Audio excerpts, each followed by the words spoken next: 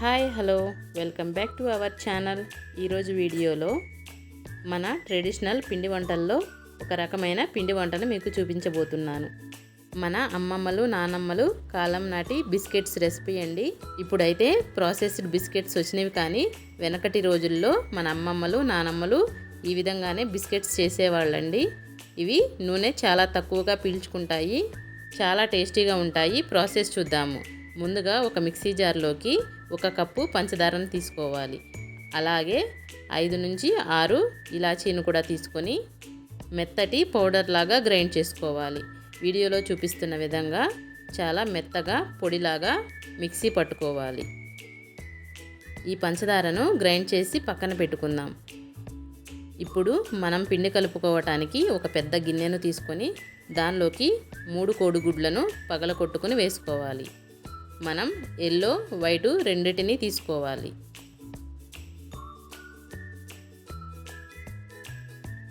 ఈ బిస్కెట్స్ రెసిపీకి మనం ఖచ్చితంగా కోడిగుడ్లను అయితే వాడుకోవాలండి. మనకి బిస్కెట్స్ ఏమీ నీచు వాసన రావు, చాలా అంటే చాలా టేస్టీగా ఉంటాయి. ఇప్పుడు మనం కోడిగుడ్లను పగలగొట్టుకున్న తర్వాత దీనిలోకి ఏమన్నా చిన్న పెంకులు ఏమన్నా ఉంటే తీసేయండి. ఇప్పుడు ఈ 3 కోడిగుడ్లను మనం మిక్సర్ సహాయంతో బాగా మిక్స్ చేసుకోవాలి. ఎల్లో వైటు పూర్తిగా కలిసిపోవాలండి. ఇవి 2 కలిసిపోయి ఒక క్రీమీ టెక్స్చర్ వచ్చేంత వరకు మనం మిక్స్ చేసుకుంటే సరిపోతుంది. వీడియోలో చూపించిన విధంగా 2 బాగా మిక్స్ అవ్వాలండి.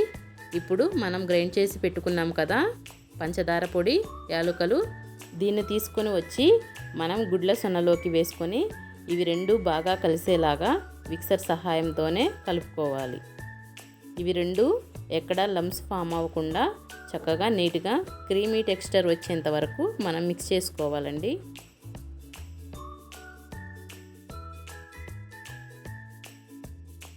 అంచుల వైపు కొంచెం పంచదార పౌడరు అంటుకుని ఉంటుంది కదా, దాన్ని కూడా తీసుకొని మంచిగా మిక్స్ చేసుకోవాలి. ఇలా చక్కగా బుడగలు ఫామ్ అయిన తర్వాత దానిలోకి ఒక చిటికెడు ఉప్పుని, ఒక చిటికెడు వంట సోడాను కూడా వేసుకొని ఒక 2 నిమిషాల పాటు కలుపుకుందాం.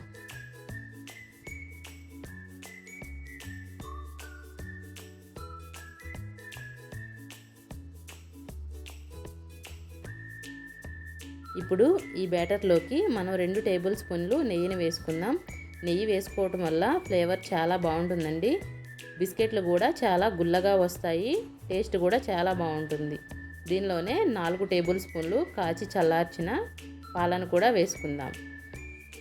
దీనిలోకి ఎక్కువ పాలు అయితే అవసరం లేదండి, ఒక 4 టేబుల్ స్పూన్లు అయితే సరిపోతుంది.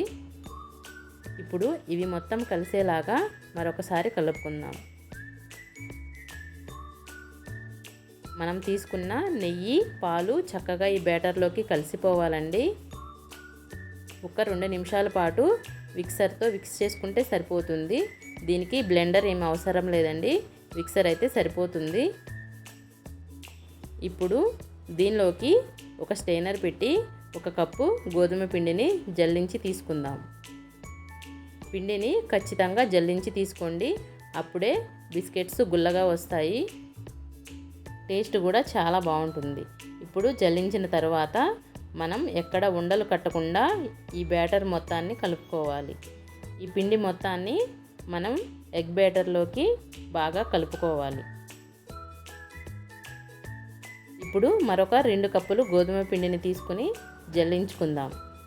దీనిలోకి మొత్తం 3 కప్పులు గోధుమ పిండి పడుతుందండి. నేను 3 గుడ్లు తీసుకున్నానండి. 3 గుడ్లకి 3 కప్పులు గోధుమ పిండి పట్టింది, 1 కప్పు పంచదార పట్టింది. మనం ఈ పిండి ముద్దని బాగా గట్టిగా కలుపుకోవాలండి, అప్పుడే మనకి ఈ బిస్కెట్స్ నూనె పీలవకుండా ఉంటాయి.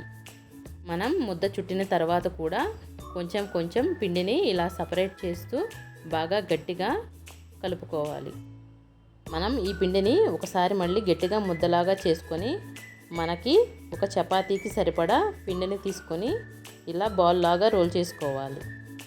ఇప్పుడు ఈ పిండిని మొత్తం మనం చపాతీ కర్రతోని రోల్ చేసుకోవాలండి. కొంచెం పొడి పిండి తీసుకొని చపాతీ పీట మీదకి తీసుకొని చక్కగా 4 వేళ్ల సహాయంతో ఇలా నొక్కుకోవాలి ఫస్ట్. తర్వాత చపాతీ కర్ర సహాయంతో మనం వీలైనంత పలుచగా సన్నటి చపాతీలాగా రోల్ చేసుకోవాలి.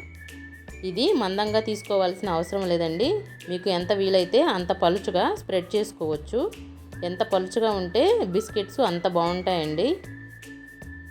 చక్కగా అంచుల వైపు లావుగా లేకుండా ఈ చపాతీ కర్రతో అంచుల వైపు కూడా బాగా పలుచగా స్ప్రెడ్ చేసుకోండి. వీడియోలో చూపిస్తున్న విధంగా మీకు వీలైనంత పలుచగా స్ప్రెడ్ చేసుకుంటే సరిపోతుంది. ఇప్పుడు అంచులు కొంచెం షార్ప్గా ఉన్న గ్లాసును తీసుకోండి. గ్లాస్ సహాయంతో మనం చేసిన చపాతీని బిస్కెట్స్ లాగా కట్ చేసుకోవాలి. మనకి ఏ షేప్ నచ్చితే ఆ షేప్లో చేసుకోవచ్చండి. ఫుల్ మూన్, హాఫ్ మూన్ లాగా కూడా చేసుకోవచ్చు. మన దగ్గర ఏమన్నా షేప్స్ ఉంటే దాంతో కూడా కట్ చేసుకోవచ్చు. మనం తీసుకున్న పిండి మొత్తాన్ని ఇదే విధంగా చపాతీలాగా రోల్ చేసుకొని మొత్తాన్ని బిస్కెట్స్ లాగా కట్ చేసుకోవాలి. నేను ఇక్కడ కొన్ని హాఫ్ మూన్స్ అయితే చేస్తున్నానండి.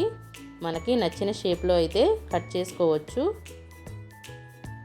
ఏ షేప్లో కట్ చేసినా టేస్ట్ అయితే చాలా అంటే చాలా బాగుంటుందండి. మీ దగ్గర ఏమన్నా మౌల్డ్స్ ఉంటే డిఫరెంట్గా కట్ చేసుకోవచ్చు.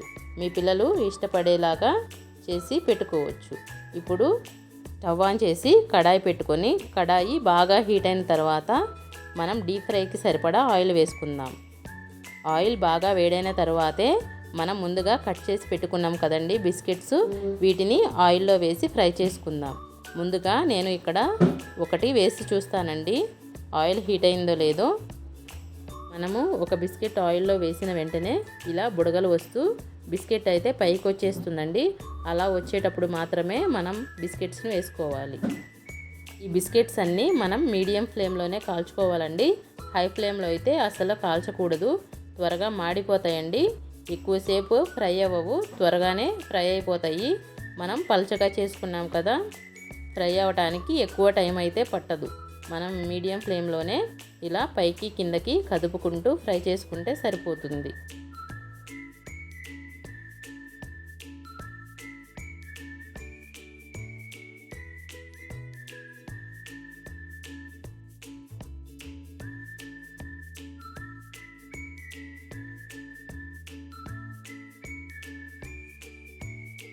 చక్కగా ఇలా గోల్డెన్ బ్రౌన్ కలర్ వచ్చేంత వరకు ఫ్రై చేసుకోవాలి. మనకి బిస్కెట్స్ కలర్లోనే ఉంటుందండి. అక్కడక్కడ పొంగి తినడానికైతే చాలా అంటే చాలా టేస్టీగా ఉంటాయి. మనం తీసుకున్న అన్ని బిస్కెట్స్ని ఇదే విధంగా ఫ్రై చేసుకోవాలి. ఈ బిస్కెట్స్ మనం ఫ్రై చేసేటప్పుడు మెత్తగా అనిపిస్తాయండి. మెత్తగా ఉన్నాయిలే అని ఇంకొంచెం సేపు ఫ్రై చేయాల్సిన అవసరం లేదు. ఇవి తీసిన తర్వాత చల్లగా అయిన తర్వాత చాలా క్రంచీగా అయిపోతాయి. మనం త్వరగా తీసేసుకుంటే సరిపోతుంది. ఆయిల్కి సరిపడా బిస్కెట్ని వేసుకొని చక్కగా ఇలా అటు ఇటు తిప్పుకుంటూ రెండు వైపులా గోల్డెన్ బ్రౌన్ కలర్ వచ్చేంత వరకు ఫ్రై చేసుకోండి. బిస్కెట్స్ మనకి ఫ్రై అయినాయో లేదో ఎలా తెలుసుకోవాలంటే దాని మీద బుడగలు ఆగిపోతాయండి. ఆగిపోతే ఫ్రై అయినట్లే తీసేసుకోవచ్చు. తీసుకొని వీటన్నిటిని ఒక గిన్నెలోకి వేసుకోండి. ఇప్పుడు బిస్కెట్స్ తీసిన తర్వాత చిన్న ముక్కలుగా వస్తాయి కదా, వాటిని కూడా లాస్ట్లో ఫ్రై చేసుకోండి. అంతేనండి, చాలా సింపుల్గా టేస్టీగా మనకి బిస్కెట్స్ అయితే రెడీ అయిపోతాయండి. నేను మీకు ఒక బిస్కెట్ని తుంచి చూపిస్తాను చూడండి. చాలా క్రంచీగా వచ్చింది కదా. ఇదే విధంగా మీరు కూడా ఇంట్లో ప్రిపేర్ చేసుకోవచ్చు. ప్లీజ్ లైక్ చేయండి, షేర్ చేయండి, మన ఛానల్ని సబ్స్క్రైబ్ చేసుకోండి. Thank you for watching.